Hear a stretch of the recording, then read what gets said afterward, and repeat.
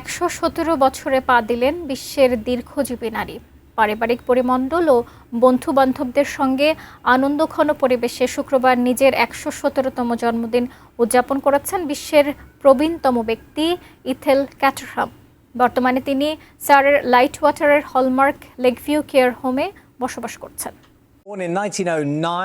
2025 সালের এপ্রিলে 116 বছর বয়সে ব্রাজিলিয়ান নান সিস্টার ইনা কানাবারো লুকাসের মৃত্যুর পর বিশ্বের সবচেয়ে বয়স্ক মানুষের খেতাব পান ইথেল ক্যাটারহাম।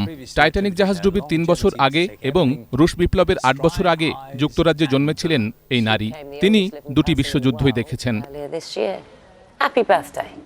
2020 সালে 110 বছর বয়সে ক্যাটারহাম কোভিড আক্রান্ত হয়েছিলেন, তবে তা সফলভাবে জয় করে বেঁচে থাকা প্রবীণদের একজন তিনি। যুক্তরাজ্যের হ্যাম্পশায়ারের শিপটন বেলিঞ্জার গ্রামে জন্ম নেয়া ক্যাটারহাম 8 ভাই বোনের মধ্যে সপ্তম। বেড়ে উঠেছেন উইলশায়ারের টিডোয়ার্থে। রাজা সপ্তম এডওয়ার্ডের জামানার জীবিত শেষ নাগরিক ইথেল ক্যাটারহাম 19 বছর বয়সে 1927 সালে ভারতে আসেন। একটি সামরিক পরিবারে গৃহকর্মী ও শিশু যত্নকারী হিসেবে তার কাজ শুরু হয়। পরবর্তীতে 1931 সালে ব্রিটেনে এক নৈশভোজে ব্রিটিশ সেনাবাহিনীর লেফটেন্যান্ট কর্নেল নরম্যানের সঙ্গে তার দেখা হয় এবং তারা বিবাহ বন্ধনে আবদ্ধ হন। তাদের 2 কন্যা সন্তান থাকলেও দুজনেই মায়ের আগে মারা যান। 1976 সালে স্বামী নরম্যানও মৃত্যুবরণ করেন।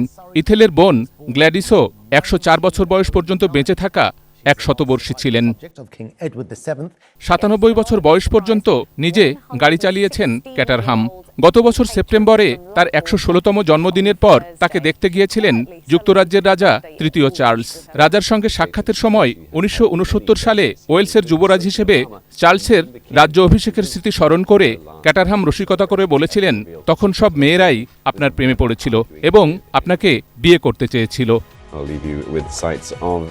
Guinness book of world records অনুযায়ী ইতিহাসের সবচেয়ে বয়স্ক ব্যক্তির খেতাবটি এখনও ফরাসি নারী জান ক্যালমতের, যিনি 1997 সালে 122 বছর 164 দিন বয়সে মারা যান। Sheikh Abdus Salam, desk report, ATN news.